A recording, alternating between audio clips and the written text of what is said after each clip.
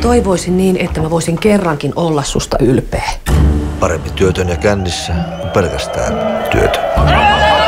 Väkevät on miehellä bensiin, täytyy sanoa. Tässä nyt törmäillään jatkossakin hiihdon merkeissä. No niin, minun nimeni on Ilmo ja tapaani tulet tuntemaan. Sinun veri on silkkaa dynamiittia.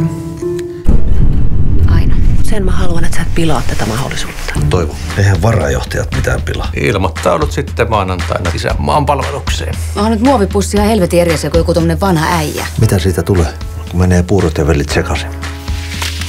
Hopi, hopi! Hopi itelles vaan. Pieni, mutta pippurinen. Nyt vaan katsotaan, miten pitkälle asenne riittää. Onko se totta? Ootteko te hukannut meidän veret? Kyllä näin on käynyt.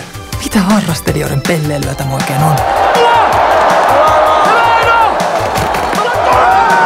Suomi on noussut takaisin valioiden joukkoon.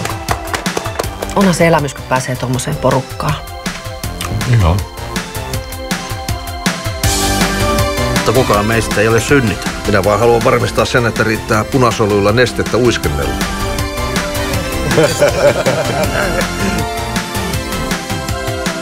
I give you 10 seconds to find the money. Tämä sitä saa, kun on veripussi jollain. Jalat, mutta ei aivoja. Anna mä imeen sun verta. Poliisiraportissa luki, että eivät puhu tunnistettavaa kieltä, eivät eurooppalaisia. Koko Suomen hiihtoliitolla on sinulle kysymys. Oletko sinä isänmaallinen mies? Isänmaallinen mies! Verta kupataan kuin lepakko luolassa.